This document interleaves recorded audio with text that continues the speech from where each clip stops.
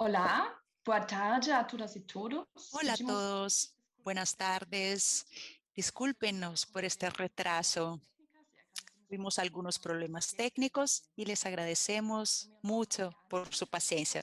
Yo soy Anya, trabajo en el Instituto Goethe en São Paulo. Soy directora del Departamento de Información y les agradezco mucho a todos y todas por su presencia en este primer ciclo de debates. Ahora es con ellas, literatura y sociedad en Sudamérica. Un ciclo de 4 encuentros con escritoras de Sudamérica y Alemania. Este proyecto es una iniciativa de los institutos Goethe de Argentina, Bolivia, Brasil, Chile y Perú, con el objeto de reunir a escritoras de diferentes países, iniciar un diálogo sobre las conexiones entre la literatura, el proceso creativo de la escritura y la sociedad. Hoy tenemos el primer evento de este ciclo y vamos a hablar sobre la relación entre literatura y violencia. Estaremos con la escritora argentina Camila Sosa Villada y la escritora brasileña Patricia Melo, y también la escritora Joselia Aguiar.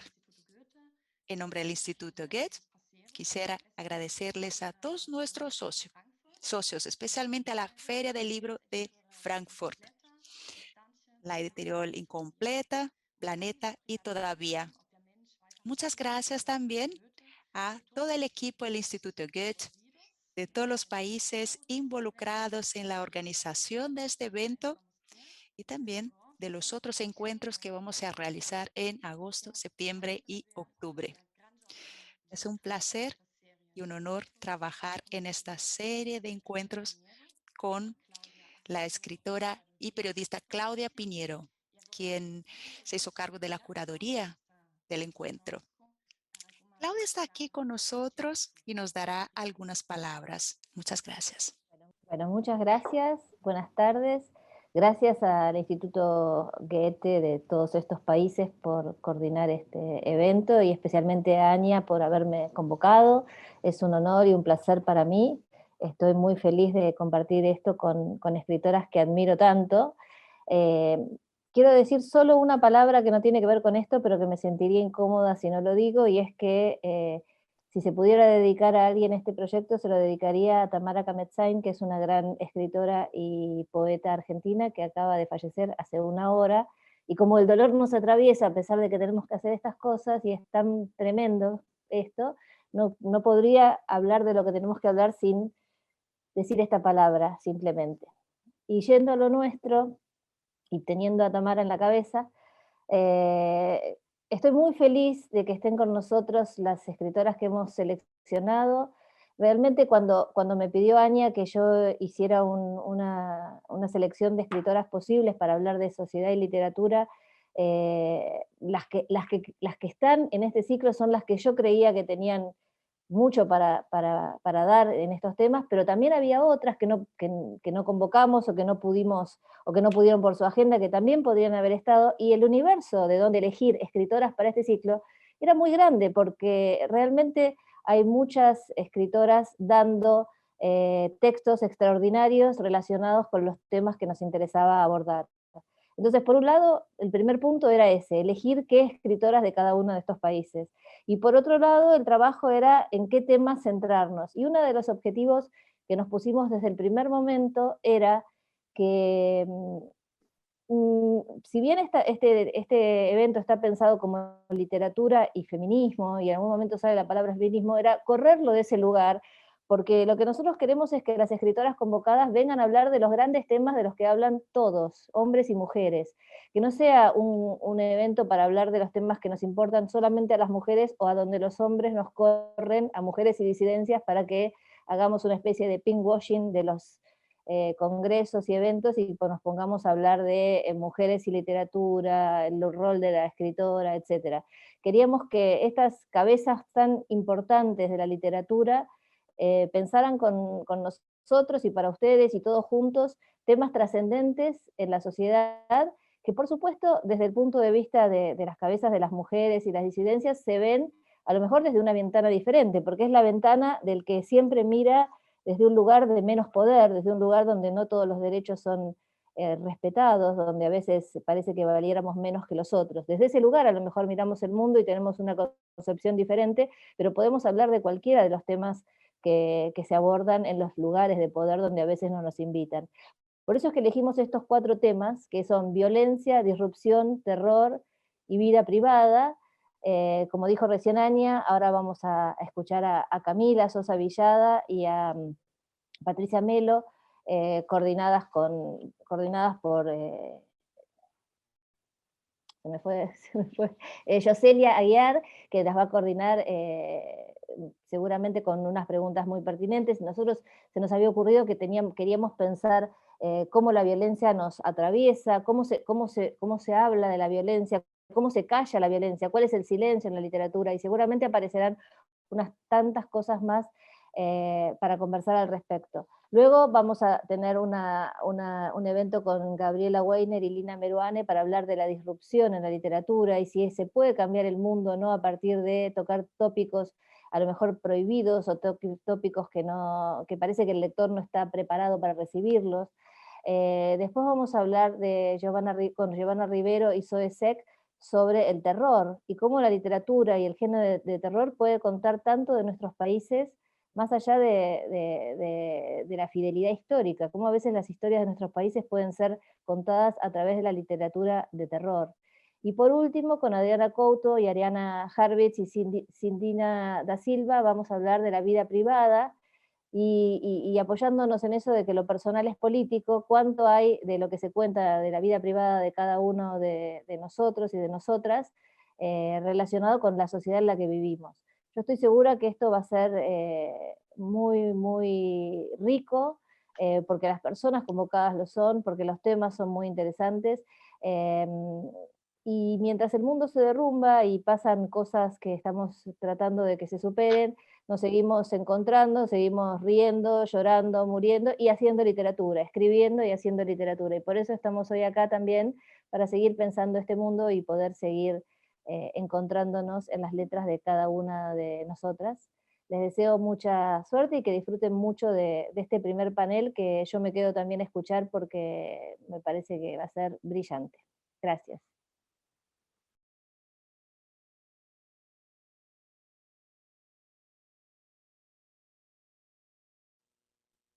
Hola.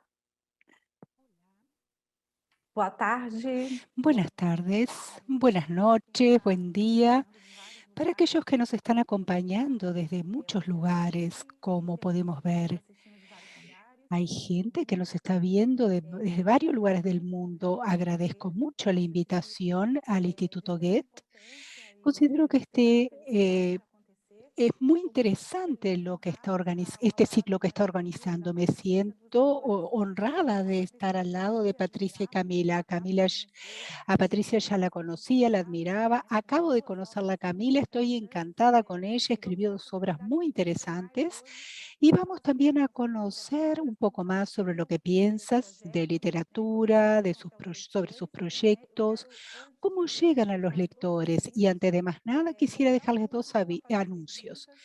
Invitar al público, a la audiencia que haga preguntas, puede hacerlas en portugués o en español.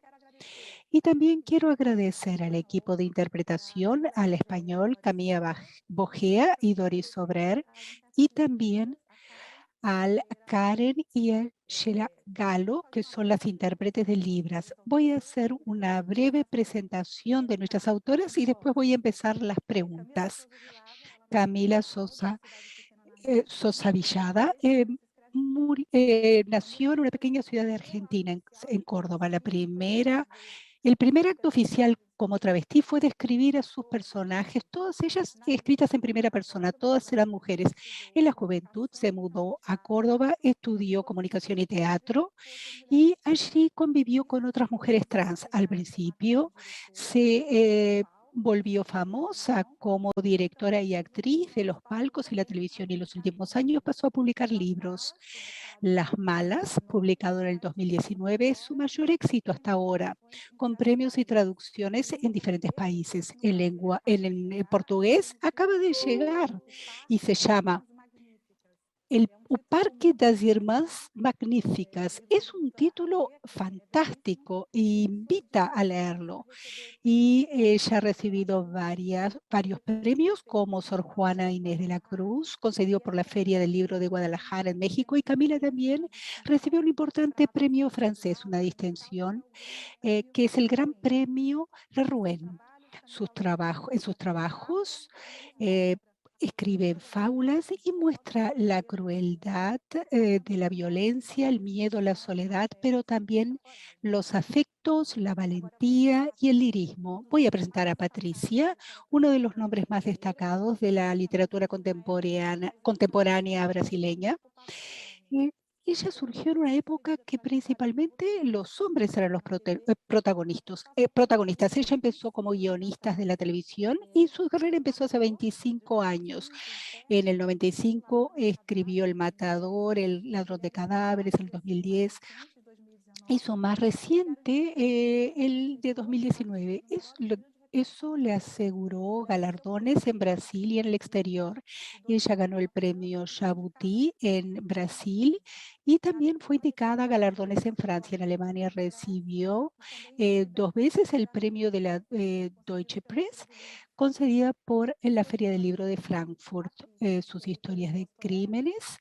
Patricia, que es lectora de Dostoyevsky, le gusta tratar de entender el alma humana y al hablar de la muerte en sus libros, habla de la vida, las pérdidas y la finitud. Voy a pasar ahora a las preguntas y quiero hacerle una pregunta que parece ser simple, pero que considero que es bastante difícil, que nos lleva a acordarnos de lo que ha sido producido. La pregunta es, ¿por qué escriben? Camila, ya dije que la escritura es un acto fundador y Patricia ya ha dicho en entrevistas que es una forma de aprender sobre algo que ya no conoce. Entonces, además de saber de ustedes y por qué escriben, quisiera saber también a quién y para quién escriben. Si ustedes piensan en quiénes van a leer los libros. Entonces, quiero empezar con Camila por orden alfabético y después voy a pasar a Patricia. Bueno, en realidad es un acto muy egoísta, siempre escribo para mí misma. Esto de tener lectores es relativamente reciente, y la verdad es que no sé muy bien por qué escribo. Sí sé que es algo inevitable, que es algo que por momentos me gustaría no hacer. Es una pulsión que muchas veces me gustaría no tener, no padecer, y otras creo que es la única manera de existir que hay en el mundo, al menos para mí. Pero siempre es un acto muy egoísta, muy solitario, que no involucra absolutamente a nadie, más que a mí misma.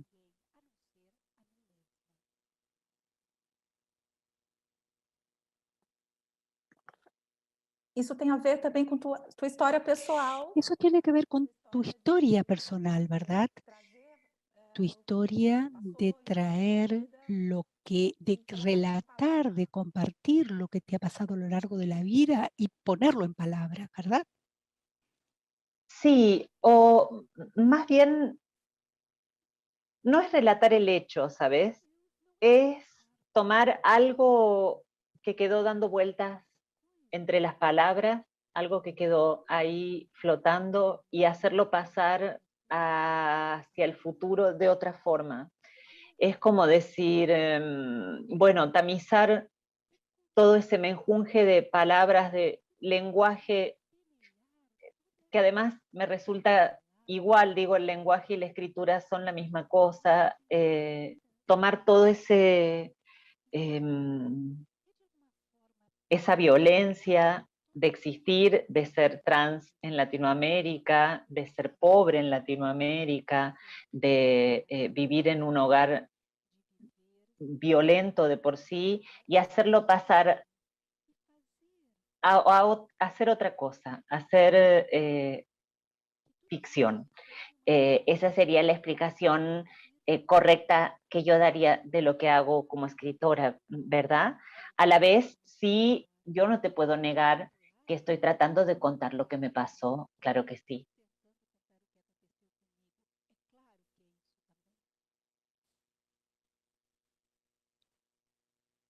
Perdona,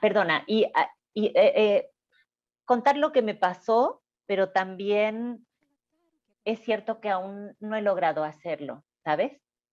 No he encontrado la forma.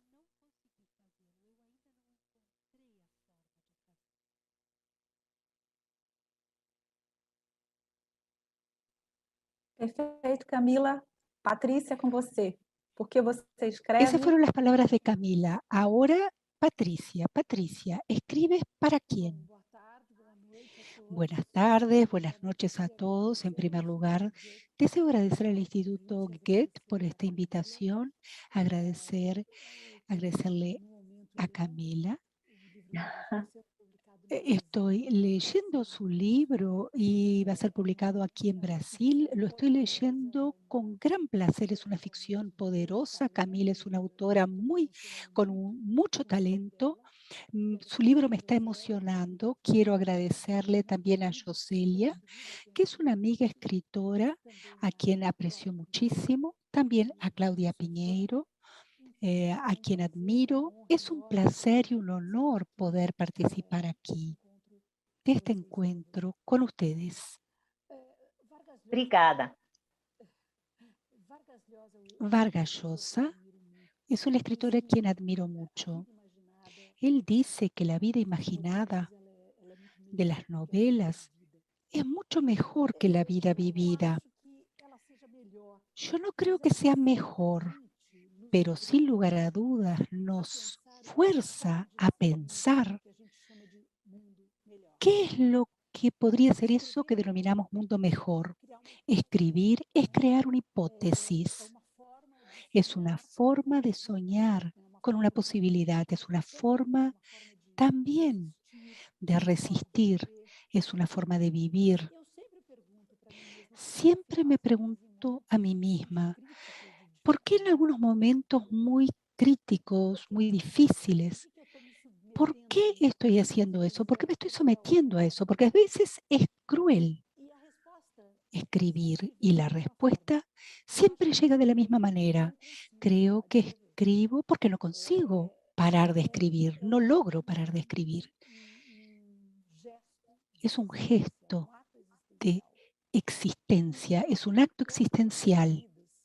Creo que yo tengo dos vidas, mi vida vivida y mi vida soñadora de escritora, que es mi literatura. En relación a los lectores, es muy interesante esa pregunta que Joselia planteó. ¿A quién le escribimos? Recientemente, después de esta pandemia terrible, 1 año y medio estuve trancada en casa sin salir, salí solamente una vez por semana para ir al mercado. Después de 2 dosis de vacuna, yo acepté el primer compromiso literario y fui a Leukerbad, que es un festival de literatura consagrado que ocurre en Suiza, que era la primera vez que ocurría después de la pandemia, porque durante 2 ediciones no tuvo lugar. Llegué. Leukerbad es una ciudad pequeña, muy encantadora. Los eventos se llevan a cabo en pequeñas tiendas donde uno habla mirando al lector en los ojos. Y cuando termina, el lector viene y dialoga y cuenta que ha leído el libro y que piensa esto o aquello. Es una experiencia muy impresionante para un autor. Es una ciudad muy pequeñita. Uno va a un restaurante y el lector está allá comiendo y charla con uno. Uno va al correo y allá está el lector enviando una tarjeta y viene a hablar con uno. Entonces los lectores están muy disponibles. Es un verdadero paraíso para los escritores. Yo de alguna manera me controlé para no atacar al lector. El lector es una figura metafísica en nuestra vida. Nosotros no sabemos quién es el lector, ¿verdad? El lector es una incógnita para nosotros y en el fondo el único lector que conocemos es el lector que nosotros mismos somos. Esto nos lleva a lo que Camila dijo, que uno acaba escribiendo para uno mismo. Nosotros acabamos escribiendo al lector a quien conocemos que somos nosotros mismos. La violencia está muy presente en la obra de ambas y es por ese motivo que ustedes están aquí participando de este ciclo. Y a pesar de que los proyectos literarios de ustedes son muy diferentes, tienen este elemento en común. Los procesos creativos y los trabajos están permeados por la violencia. Hablar sobre la violencia, tratar la violencia es pensar sobre sí mismo y el mundo. En el caso de Camila, debido a todo lo que vivió por sus experiencias. En el caso de Patricia, todo lo que todo el seguimiento que ella ha hecho de las historias de violencia en Brasil. La pregunta es si tratar la violencia es una forma de pensar sobre sí mismo y sobre el mundo. Camila. Bueno, me resulta, para serte sincera, no pienso en la violencia cuando escribo. Lo que sucede es que sí provengo de una región muy violenta, no solo por ser trans, sino también por la región en la que vivo en mi país, por el conservadurismo, por la violencia de las religiones y la violencia económica a la que fue sometida mi familia durante muchas generaciones. Entonces, bueno, soy honesta es como decir, mira, Lucrecia Martel, que es una directora de cine que a mí me gusta mucho, dice que ella no puede imaginar poner la cámara de filmación en un lugar donde no puede estar ella, es decir, un lugar donde no cabe ella como persona, no puede tener una cámara, no puede filmar una escena. Y de alguna manera lo que me sucede a mí es que no puedo poner nada que yo no haya tocado, que yo no haya visto.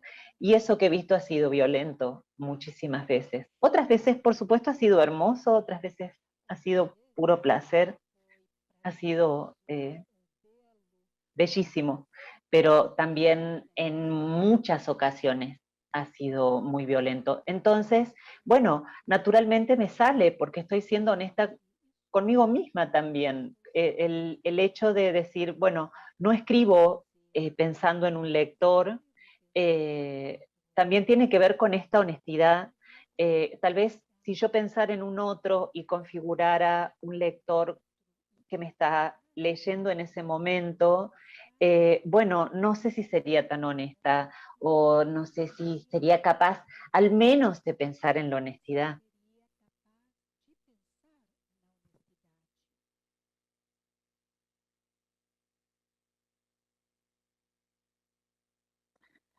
Essas histórias, elas vêm na hora de você escrever, Camila? ¿Estas historias se te ocurren cuando te pones a escribir, Camila? Estos personajes, estas escenas de violencia. No, son como asaltos que tengo a lo largo del día. Algo que me raspa, algo que me rasguña de repente y me queda dando vueltas en la cabeza mucho tiempo y pienso y pienso y pienso y pienso hasta que encuentra su vehículo en las palabras, en la escritura. Pero son así raptos de imágenes, como fulgores visuales.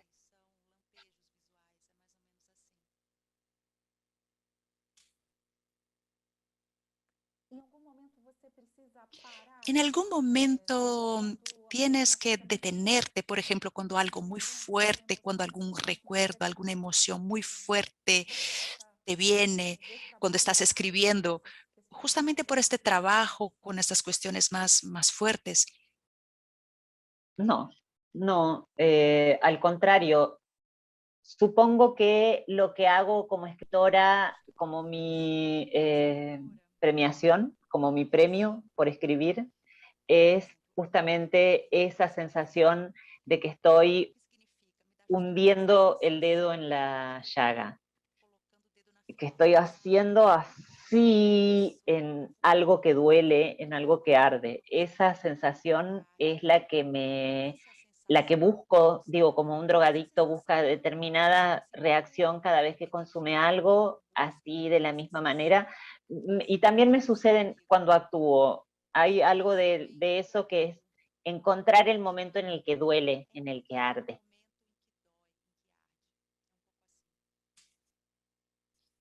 Perfeito, obrigada. Excelente, gracias. Patricia, hablar de la violencia, ¿qué te hace pensar? Bueno, te hace pensar sobre ti misma, sobre el mundo. En el caso de Brasil, cuando publicabas libros, estas preguntas aparecían y de alguna forma esto se va renovando en tu obra y aparecen otros ámbitos de la violencia.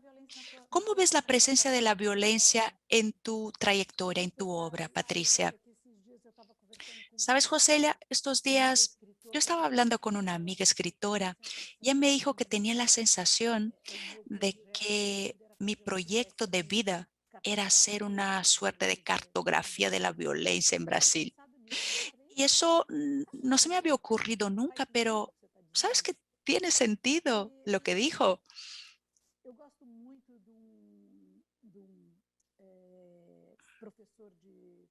Me gusta mucho un profesor de psicología, lingüista, Steve Pinker, que dice que subestimamos la función de la violencia en la condición humana. Él dice que nuestro cerebro funciona un poco como aquel adagio latino que dice, si quieres la paz, prepárate para la guerra. Y yo diría que la violencia, en definitiva, es un eje en mi literatura, sin ninguna duda. Y quizás no sabría explicártelo, pero quizás sea mi forma de sublimar mi odio, mi rabia ante la injusticia que vivimos en Brasil.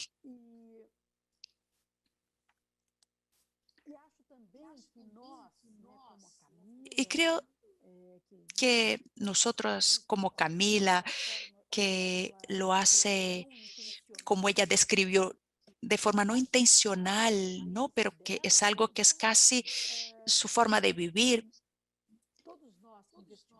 Me parece que todas nosotras que investigamos esta violencia de forma objetiva o no, somos una especie de continuadores de la tragedia griega, como dijo una vez un escritor. Yo creo que esta investigación tiene una connotación de tragedia griega, con todos los elementos que tiene la tragedia griega. Y no creo que en este sentido las mujeres apiladas, este libro sea un punto de cambio en mi literatura. Yo diría que no. Sigo en la misma temática, pero mi libro, Mujeres apiladas, en lugar de mirar al perpetrador de la violencia, yo decidí mirarle a la víctima. Ese fue el punto de cambio. Yo cambié el enfoque, la verdad, en lugar de cambiar de temática. Bueno, ya empezaste a escribir el próximo libro y tiene la misma tónica de Mujeres Apiladas, que es muy fuerte, maravilloso. Todo el mundo que conozco, bueno, le encantó el libro. Fue espantoso. Es un libro realmente intenso. ¿Ya estás pensando en el próximo libro que sigue la misma tónica?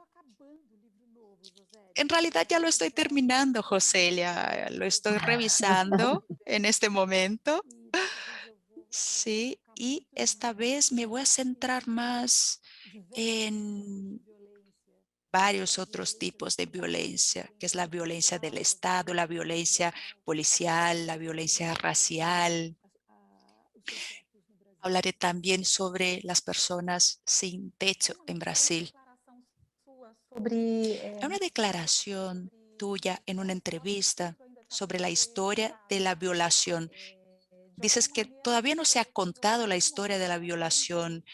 También tuviste la idea de hablar de esta cuestión tan grave, tan seria y tan relacionada con la mujer. Hay una mujer que me encanta, que es Susan Brown Miller, que dice que desde la prehistoria la violación ha cumplido una función crucial, que es la de dominar a las mujeres por el miedo. Cuando digo la historia del estupro todavía no se ha contado, que está por contarse, es nuestra historia, es la historia de la mujer. Vemos la historia de la mujer en flashes, como la narrativa, por ejemplo, de Camila, como la mía, en Mujeres Apiladas, y también en muchas novelas de Claudia Piñeiro.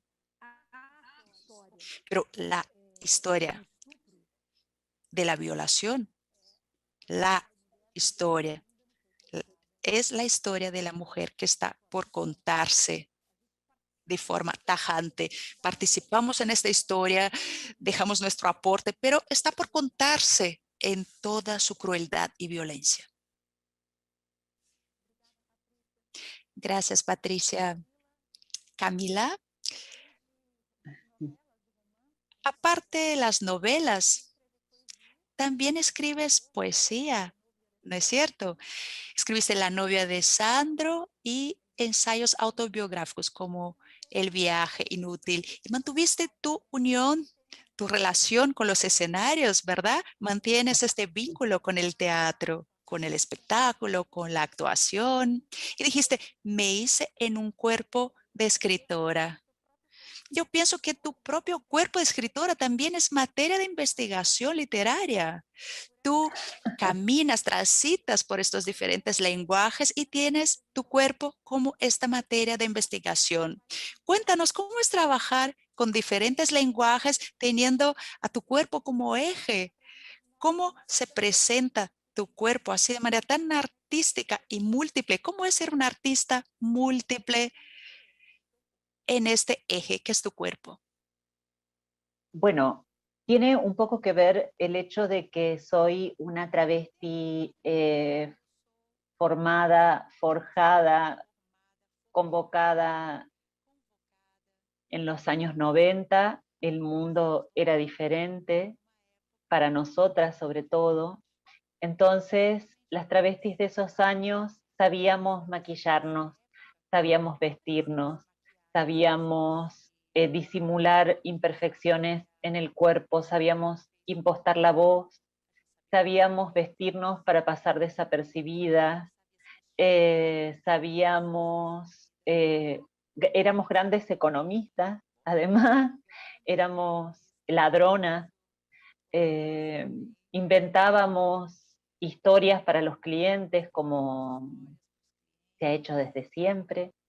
Entonces hay algo de esa multiplicidad que yo supongo heredo de las travestis de mi generación y las que me precedieron. Ahora, bueno, el mundo está cambiando, pero durante muchísimo tiempo, durante muchísimos años, mi atención estuvo puesta en mi cuerpo, bueno, con todo lo narcisista que eso puede ser, ¿verdad? Pero también con una contemplación muy cruel, muy descarnada, en la que no cabían indulgencias, y sabiendo que mi cuerpo está haciendo el trabajo, ¿entiendes? Que yo desde que nací hasta ahora y para lo que me quede de vida, mi cuerpo ha hecho ese trabajo de escribir, de actuar como un entrenamiento constante, sin posibilidad de falta, durante muchísimos años. Luego, lo cierto es, yo te lo decía en la pregunta que tú me hacías antes, esto de pensar que siempre es buscar ese punto en el que algo duele demasiado, en el que algo llega a su punto máximo de expresión, y es indistinto. Puede ser en el teatro, puede ser en la escritura, puede ser con la música.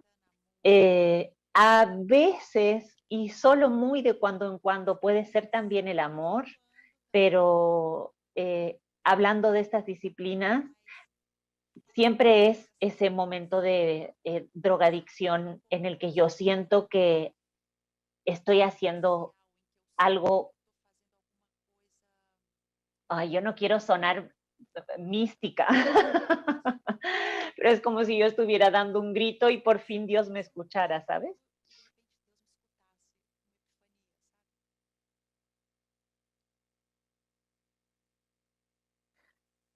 Qual é a diferença, né, para você Y para ti, ¿cuál es la diferencia entre crear literatura, estar en el escenario?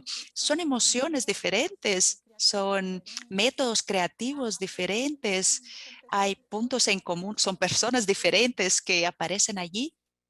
No, mira, de hecho Las Malas, el personaje de la tía Encarna, surge de una obra de teatro que yo hacía aquí en el 2017 y ella aparecía al final de la obra hablando sobre los milagros.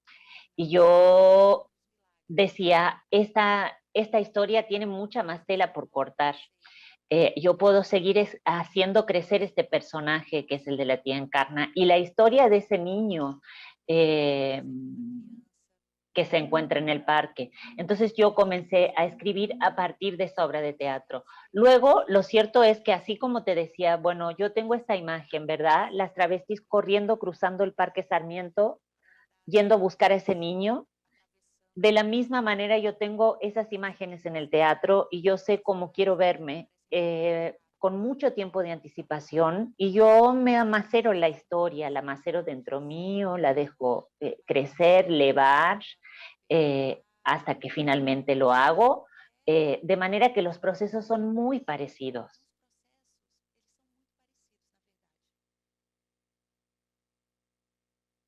Perfeito. Eu tenho aqui já perguntas que estão chegando do público. Perfecto, tengo más preguntas que están llegando de la audiencia. Voy a abrir la primera. Lara Calé escribió en español y pregunta lo siguiente: ¿ustedes tuvieron miedo de sufrir más violencia debido a las obras?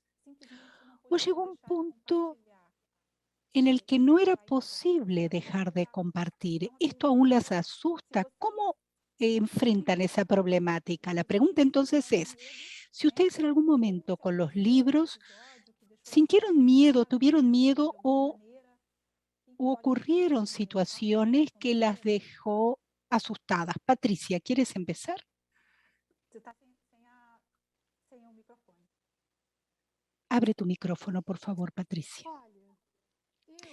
Mira, yo empecé a publicar mis libros en los años 90, cuando Brasil tenía una democracia muy pujante. Nosotros teníamos una nueva constitución que había sido elaborada en 1988 y, en cierta manera, el impeachment del presidente Collor fue una demostración de fuerza, de vigor de esa nueva constitución y de esa nueva república, que significaba una libertad total de expresión.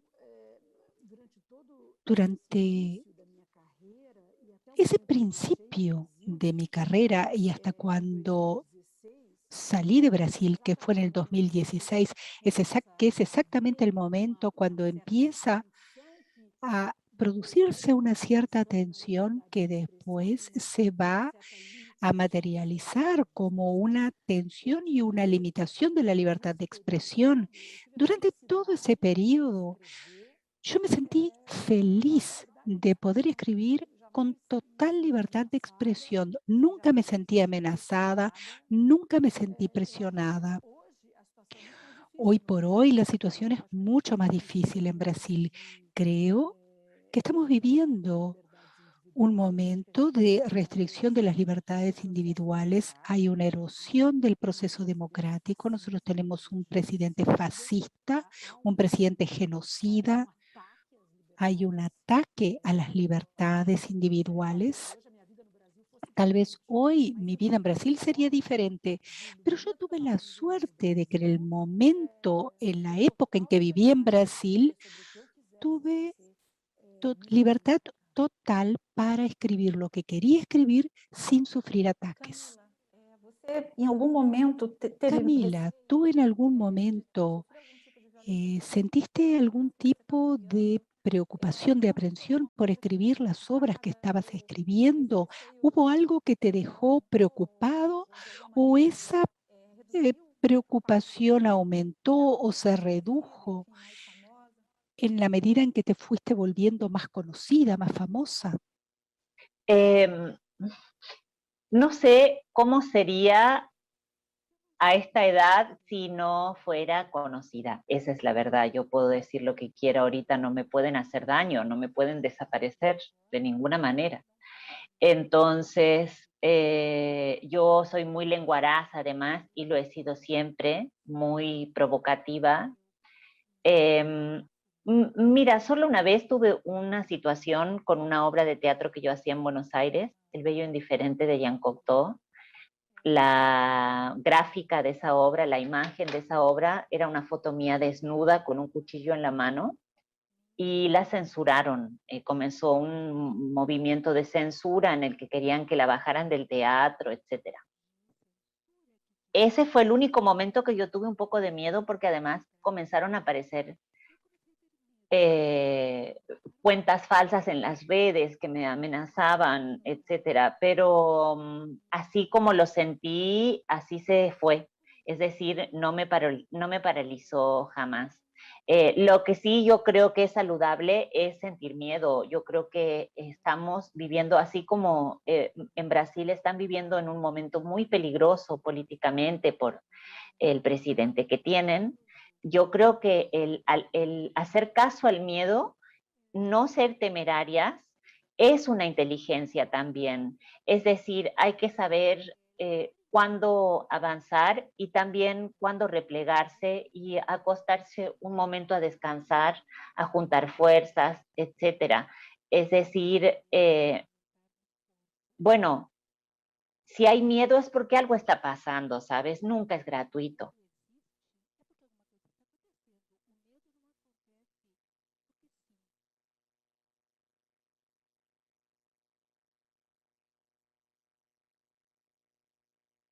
Camila, você tem falas muito fortes sobre Camila, tú dices cosas muy fuertes en relación al riesgo para las mujeres trans. Hay un riesgo que involucra la vida y al mismo tiempo lo que tú dices, mencionas cómo esto ha mejorado, cómo la sociedad entiende más y hay más calidad de vida que ha sido conquistada poco a poco, más posibilidades de trabajo, de inserción social. Me gustaría que hablaras un poco de sobrevivir en ese límite del miedo y esa esperanza de que las cosas van a ser más entendidas, que hay más comprensión y que incluso la legislación lo tiene en cuenta, que se puede cambiar el nombre y desde el punto de vista del Estado, el reconocimiento de los derechos adquiridos. Bueno, yo en primer lugar, lo que quiero decir es que yo no creo que la sociedad sea mejor, ¿sabes? Yo creo que persisten las mismas violencias, siempre solo van mudándolas de grupo, es decir, a veces somos las travestis, a veces son los negros, a veces son los bolivianos, a veces son los gitanos, otras veces son los pobres. Bueno, van haciendo rotar esa violencia por diferentes grupos. Yo creo que en ese sentido la sociedad no ha cambiado, persisten las mismas pequeñeces, las mismas mezquindades. Sí hemos mejorado las travestis, yo creo que sí hemos sido capaces de tomar una figura política, de lograr simpatía en las personas, es decir, este trabajo que hemos hecho todas y cada una de nosotras solo por existir, que es demostrar que tenemos alma, como quien dice, que que somos seres humanos, finalmente ha alcanzado un punto interesante en nuestra historia política, en nuestra vida social. Luego yo vuelvo a repetir, ser travesti en esos años, ser prostituta en esos años, era saber que tener miedo era una inteligencia, que no era cosa de subirse a cualquier auto y de hacer lo que cualquier cliente quisiera en las condiciones que ellos quisieran. Es decir, fíjate cómo empieza a tomar otro valor la palabra miedo. Y luego pienso, hablando, bueno, de los derechos adquiridos y de todo eso, si no es que a las travestis nos está faltando violencia. Es decir, si nosotras estamos siendo demasiado pacifistas frente a el genocidio al que estamos siendo sometidas.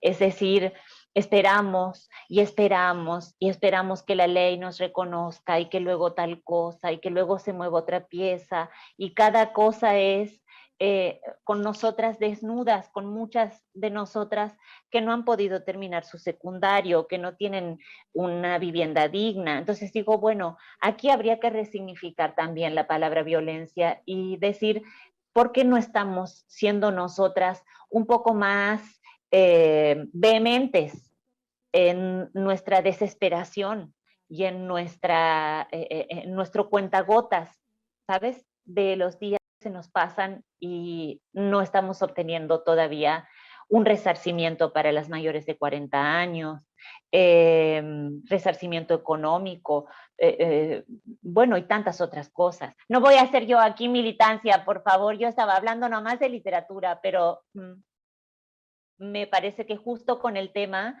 está bien interesante esto de por qué hemos perdido esa capacidad de reaccionar violentamente frente a algunas injusticias.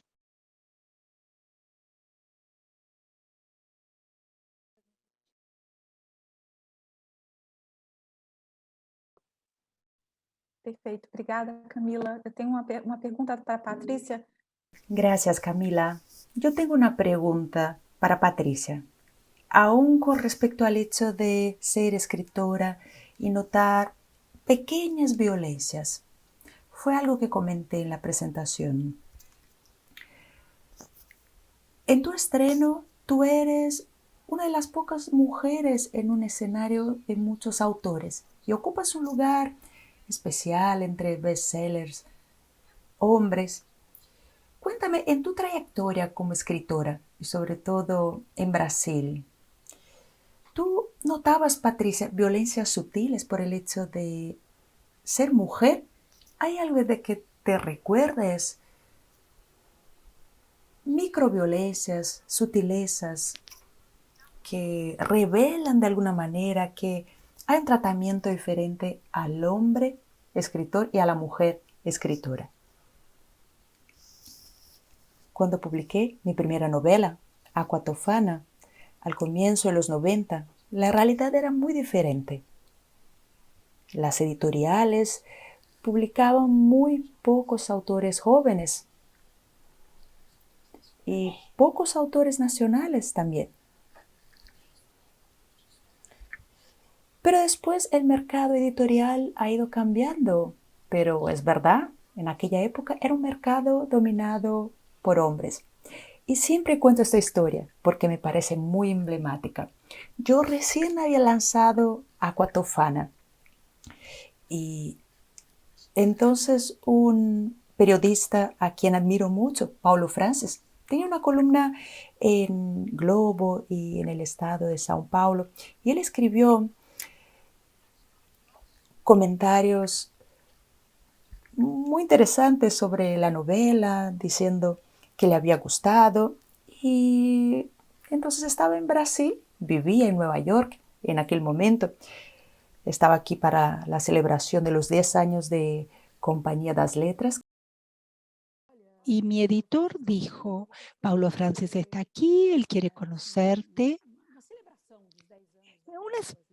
En esa celebración de los 10 años de la editora Compañía das Letras, yo muy joven, muy tímida, me presentaron, él me miró con aquel su estilo propio y me dijo, Patricia Mela,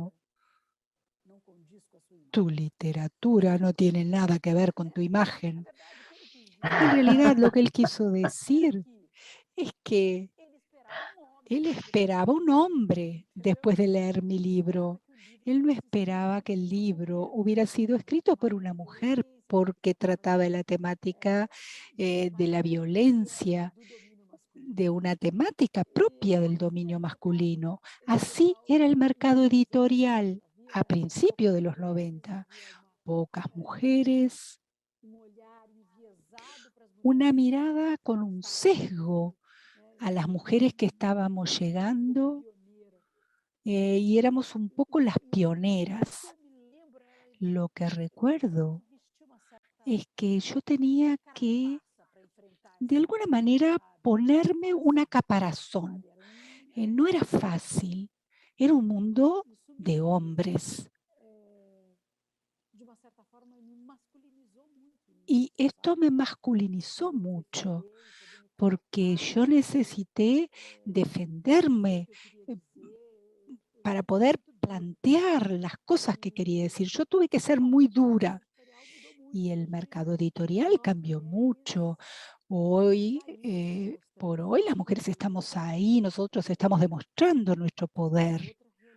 Es otra realidad. Hay mucho más libertad, hay mucha más aceptación y, por sobre todo, mucha más curiosidad sobre nuestra ficción.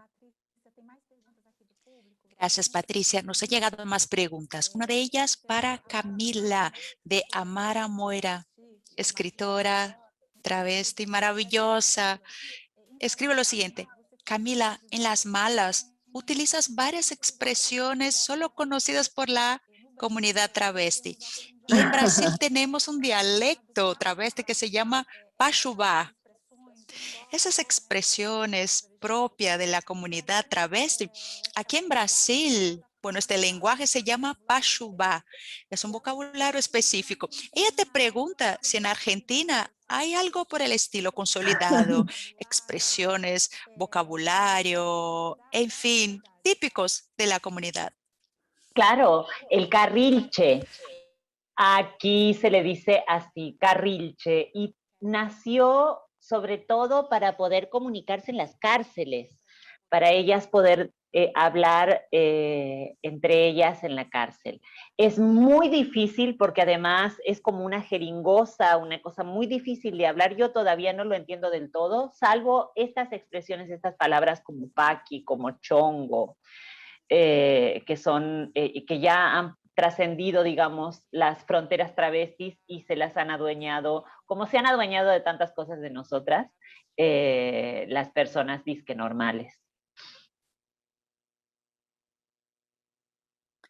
Aproveitando a pergunta da Amara. Aprovechando ahora la pregunta de Amara, Camila, quisiera preguntarte sobre la dimensión lúdica, incluso onírica, algunos lo llaman realismo mágico, este tono que hay en tus historias, en las que hay al mismo tiempo escenas fuertes, algo encarnado, pero también hay mucho lirismo, hay trechos muy poéticos, personajes que son de alguna forma muy de la fantasía, que tienen elementos de lo fantástico. ¿Cómo lo combinas?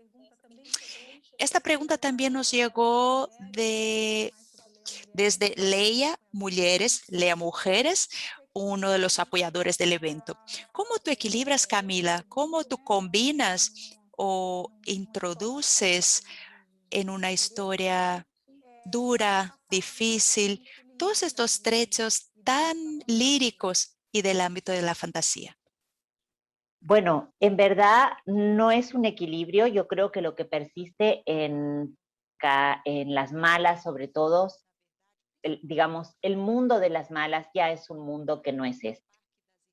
Y comienza con su protagonista que tiene 178 años y luego están todas esas otras que escuchan como perras y que cuentan sus años en números de perras, entonces todas tienen cientos y cientos de años. No, al contrario, yo no pensé nunca en el realismo, siempre ha sido desde la total fantasía o ciencia ficción. Y mira, la novela que salió después de Las Malas, que se llama Tesis sobre una domesticación, a pesar de que no tiene ningún elemento, digamos, mágico, es decir, no hay ninguna mujer que se convierta en pájaro, lo que sea, sigue siendo un mundo irreal solo porque la protagonista, que es trans, tiene una vida maravillosa. Y aún tiene tiempo para tener sus entreveros y sus cavilaciones existenciales, etcétera, pero fíjate que sigue siendo un mundo que todavía no existe.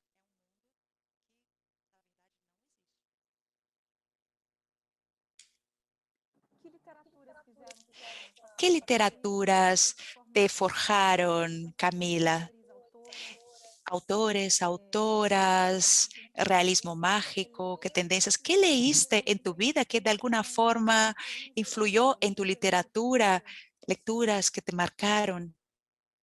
Bueno, yo he tenido siempre inclinación por leer mujeres, esto es así desde que comencé a leer, desde que empecé a tomar decisiones, sobre todo de a qué libros comprarme, por ejemplo, o qué libros preferir que me presten. Yo creo que la influencia o tal vez, sí, la influencia más grande es Marguerite Duras. Yo creo que hay un antes y un después de haberla leído a ella. Yo la leí aparte de grande, a los 21 años, yo creo que la leí a ella, cuando había empezado a estudiar teatro también. Creo que ella es la gran influencia que yo tengo. Luego, por supuesto, todas las otras que se han colado, pero sin duda Marguerite Duras es mi inspiración además.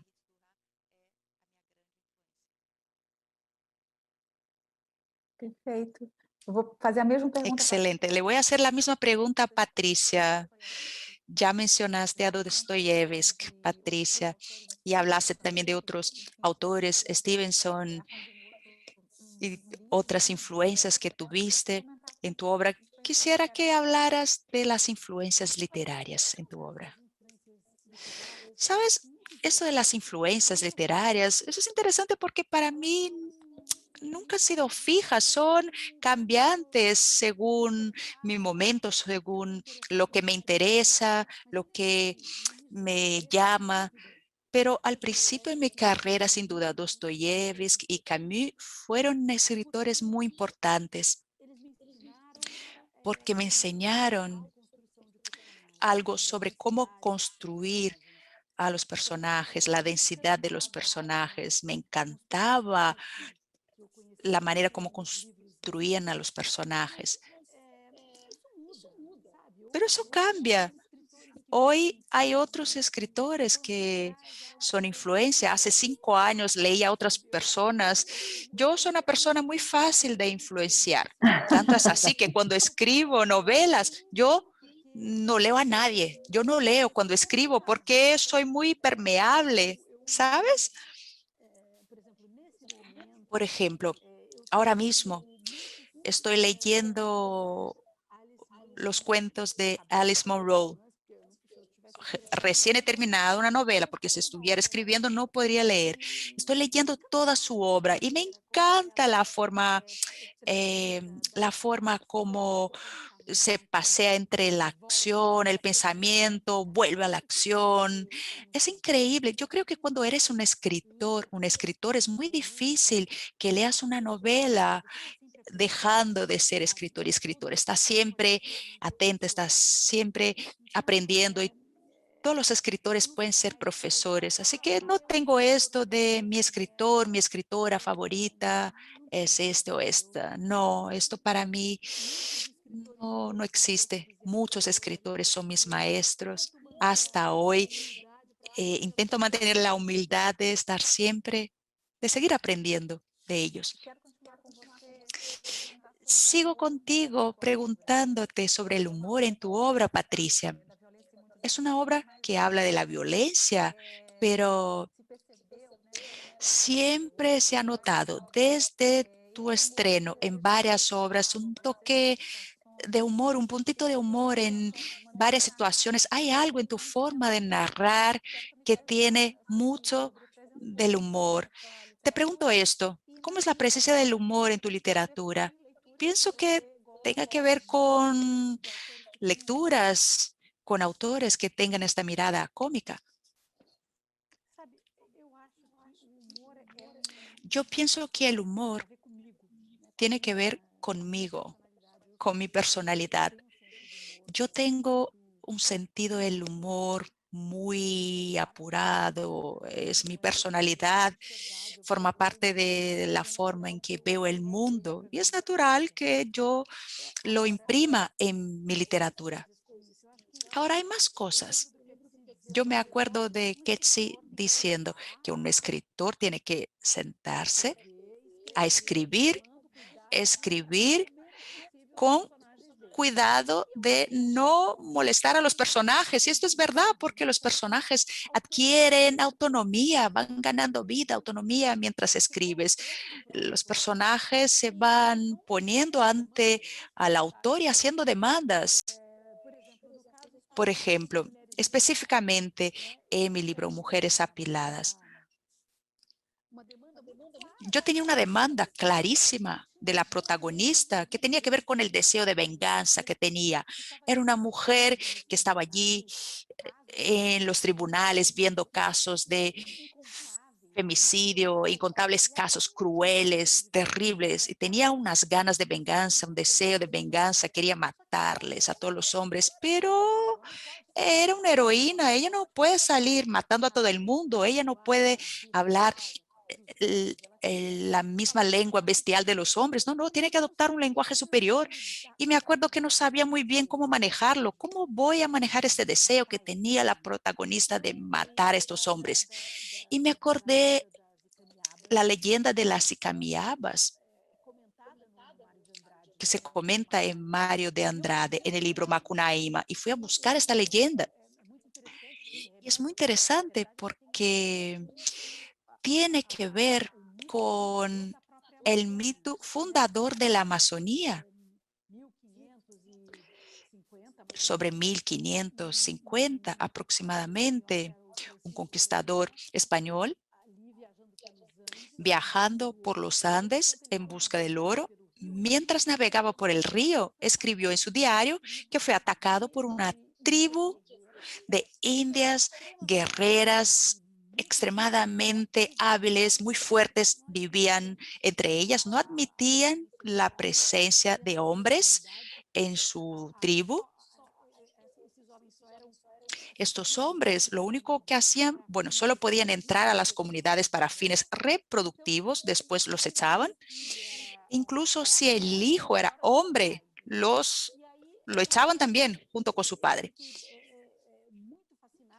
Y me fascinó esta historia porque incluso el rey Carlos I, cuando se enteró de esta historia contada por Francisco Orellana, bautizó el río como río Amazonas, inspirado en las Amazonas griegas. Y pensé, ya lo tengo, es este el mundo que me va a ayudar a solucionar este deseo de la protagonista. Aquí puedo sublimar su deseo de venganza. Es una narrativa onírica con mucho humor, en la que ella, con esas guerreras, sale a cazar a estos hombres que matan mujeres y hace cosas horrorosas. Los lleva a la selva, los tortura, hacen cosas horrorosas, los comen y siempre en un plan de humor, de mucha crítica, pero eso nació a raíz de una exigencia, de una demanda del personaje. Entonces es un recurso, diría yo, que como todos los otros recursos estilísticos que podemos utilizar y tiene que ver con la demanda de los personajes, de la historia, de la narrativa. Pero sobre todo tiene que ver con mi manera de ver el mundo que pasa por el humor. El humor es un filtro crítico para mí, muy presente en mi forma de ser y, lógicamente, en mi literatura.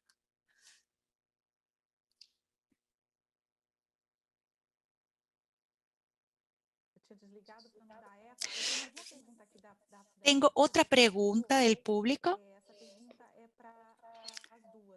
para las dos. Una pregunta de José Luis Oliveira, que nos recuerda que la violencia en contra de la mujer ha empeorado en la pandemia. Los números lo muestran claramente. Y tenemos un gobierno que estimula el machismo. Muchas de estas mujeres son cabeza de familia, cabeza de hogar.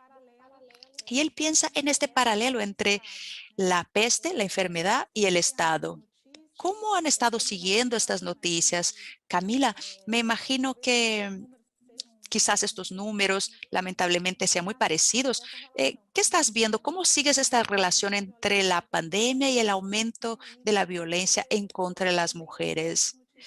¿Y cómo vienes siguiendo estas noticias en tu día a día? Bueno, aquí sucede lo mismo, han aumentado las denuncias, las llamadas desesperadas de las mujeres a la policía. Ahora nomás, la semana pasada, han matado a 2 chicas trans en comisarías. Todavía no sabemos bien qué es lo que ha pasado. Hay un chico trans desaparecido desde hace ya 4 meses en plena democracia, que es Tehuel, y así las violencias que perpetran sobre todo a las trabajadoras sexuales, a las travestis trabajadoras sexuales que están allí desamparadas de noche. Bueno, siguen ocurriendo, las detienen, las coimear es pedirles dinero a cambio para no llevarlas detenidas, etcétera. Bueno, sigue pasando, pasa eso constantemente. Lo llamativo es el silencio que hay alrededor de eso, el silencio político que hay alrededor de estas muertes, sobre todo de la desaparición de Tehuel, que es el chico trans que desapareció hace ya varios meses. Bueno, pensábamos que íbamos a salir mejores de esto. Decíamos eso cuando comenzó la pandemia. Yo creo que el terror persiste, ¿verdad?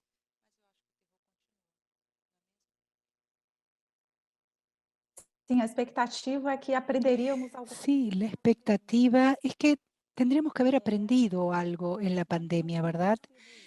Pero no ocurrió eso. No hemos aprendido. Seguimos los mismos, ¿verdad? De algún modo. Claro, y los que no se han muerto por el virus, pero seguimos siendo iguales y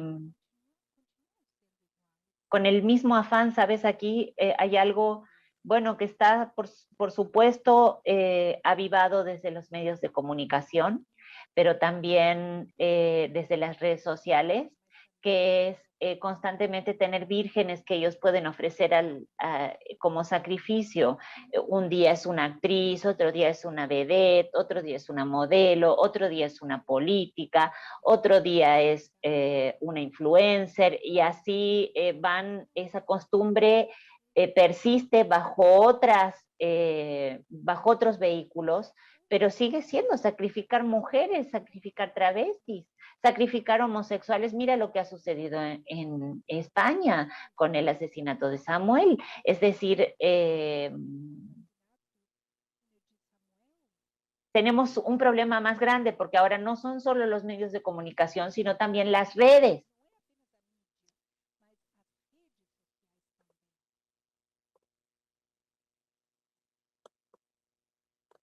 Perfeito.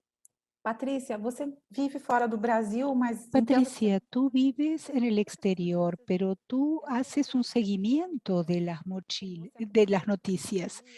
Tú oyes las noticias de Brasil todos los días. no que você escreve. ¿Cómo esto se mantiene presente en lo que escribes? ¿La pandemia te hizo o te volvió más atenta a lo que está ocurriendo en Brasil y a la situación política brasileña?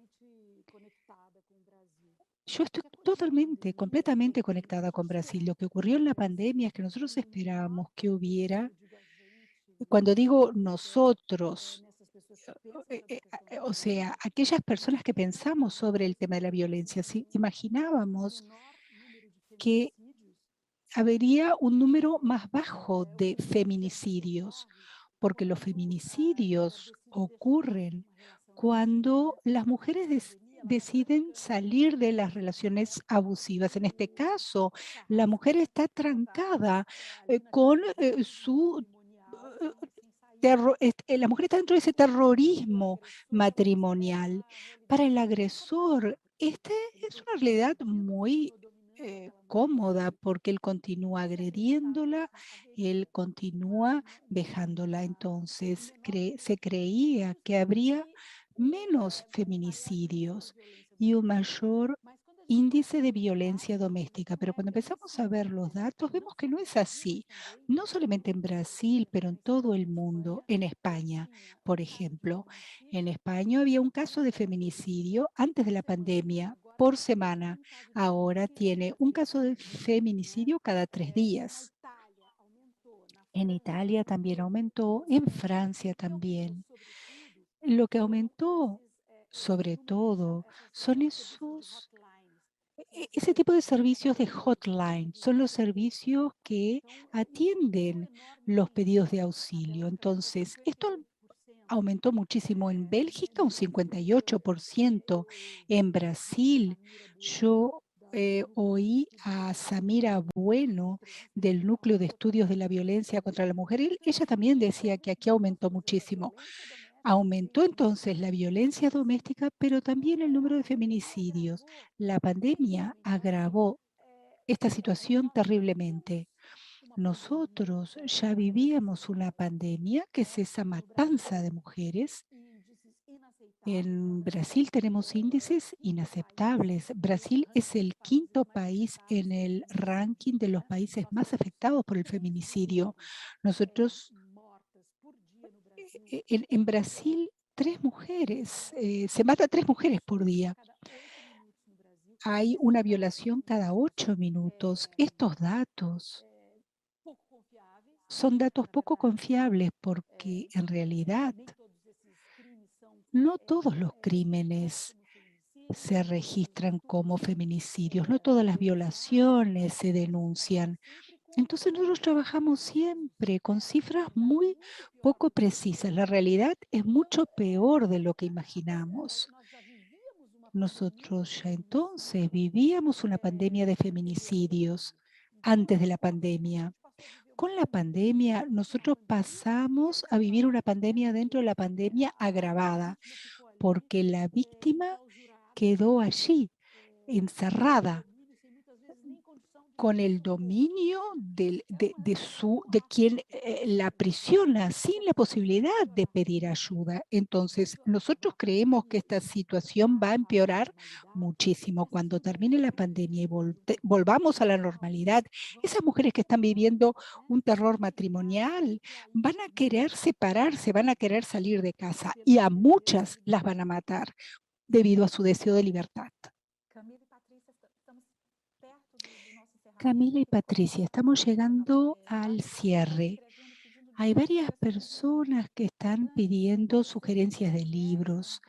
El Proyecto Leia Mulheres es un club de lectura diseminado en 320 ciudades de Brasil, además de Alemania y Portugal. Después que las muchachas de Leia Mulheres empezaron a hacer clubes de lecturas, muchas lectoras mujeres y muchas autoras mujeres se han vuelto más presentes y ellas están participando de este ciclo. Y ellas le preguntan a Camila sugerencias de autoras argentinas. Quisiera también mencionar, antes de darles la palabra, que hay otras personas que han comentado. Caroline Alves le pide tanto a Patricia como a Camila que sugieran libros sobre violencia. Susana Chevalier le pregunta a Camila, ¿dónde puede comprar en Córdoba su libro? Las malas. Entonces, muchas preguntas sobre sugerencias de nombres de autoras, consejos de lectura. Quiero que entonces se sientan a gusto para comentar al respecto. Camila. Bueno, se puede Pueden ser conseguir, lidos. Las malas se puede conseguir en cualquier librería del centro. Yo siempre los mando a Rubén Libros, que es donde compro los libros yo además. Aquí en Argentina tenemos a Dolores Reyes, que es además mi amiga personal, entonces, bueno, con muchísimo orgullo y seguridad digo que Come Tierra, su novela, es de las novelas que hay que leer, imprescindible, es una adolescente que come tierra, entonces de esa manera ella descubre cómo se han hecho los crímenes de mujeres que están desaparecidas, por ejemplo. Luego, bueno, es que yo me voy a olvidar de todas. Selva Almada, Gabriela Cabezón Cámara, bueno, Claudia Piñeiro, Mariana Enríquez, Tamara Tenenbaum, Samantha Schweblin, todas ellas están ahorita siendo muy leídas y premiadas y nominadas a premios importantísimos y traducidas a muchos idiomas. Y yo siempre recomiendo a Claudia Rodríguez, que es una travesti chilena, yo creo la mejor escritora viva que hay en este momento. Es difícil de conseguir sus libros porque además ella misma se edita, entonces siempre cuesta un poco conseguir sus libros, pero busquen en internet Claudia Rodríguez, que van a encontrar maravillas de esta mujer que yo creo que es sin dudas la mejor de todas.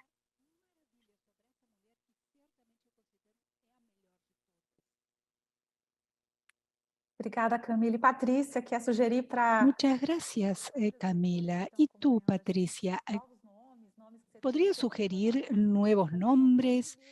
Tú comentaste algunos autores de libros, ¿verdad?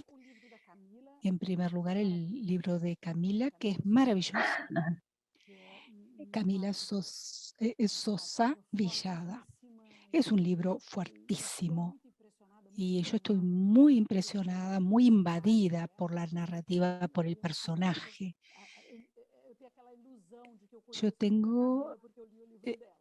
Yo realmente me parece conocerla muy bien a Camila porque leí el libro de ella y es un libro fantástico. Selva Almada, Garotas Mortas, Muchachas Muertas. Tatiana Salem Levy. Ella acaba de lanzar un libro llamado Vista Chinesa, que habla sobre la violación y la violencia contra la mujer. Es una escritora maravillosa que domina el lenguaje de una forma poderosa. El libro es un verdadero huracán. Uno es invadida por su narrativa. Y también Temporada de Huracanes de Fernanda Bucor. Es una de las escritoras que más me has impresionado. Y claro, las clásicas, Claudia Piñeiro, que es una de nuestras estrellas. Creo que el lector ahí tiene una riqueza enorme de títulos. Lo que no faltan son libros para leer. Patricia, faltan 3 minutos para que terminemos. Entonces, quiero invitarlas a hacer algún anuncio o preguntarles si quieren hacer algún mensaje final. Camila, la despedida. Ay, no, pero sí me gustaría pedir que nos eduquemos un poco más en la pérdida.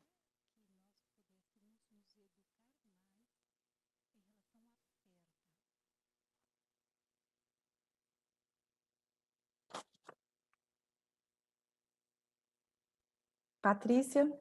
Não, eu gostaria de agradecer. Patricia, a mí me gustaría agradecerte a ti, a Joselia, a Camila, a Claudia, a todo el mundo del Instituto Goethe. Fue realmente una alegría, un gran placer poder encontrarnos y hablar sobre temas tan importantes. Agradecerles y mandarles un beso a todos, todas. Gracias a todas y todos y todes. Hay más de 150 personas. ¿Puedo decir algo más? José Luis Poborati, un beso muy especial para ti. Te extraño mucho. Hay personas de China, Alemania, Brasil, Argentina. Son más de 150 personas que han participado. Fue una charla muy importante, muy especial, el primer día de este ciclo, tan fuerte y que va a continuar. Nosotros vamos a tener el día 21 de agosto, Rupturas y Literatura, y después tenemos otras fechas hasta en septiembre y octubre. Sigan nuestras páginas web del Instituto Goethe, todo el programa, también en las redes sociales. Muchísimas gracias, Claudia, Camila y Patricia. Hasta pronto. Obrigada.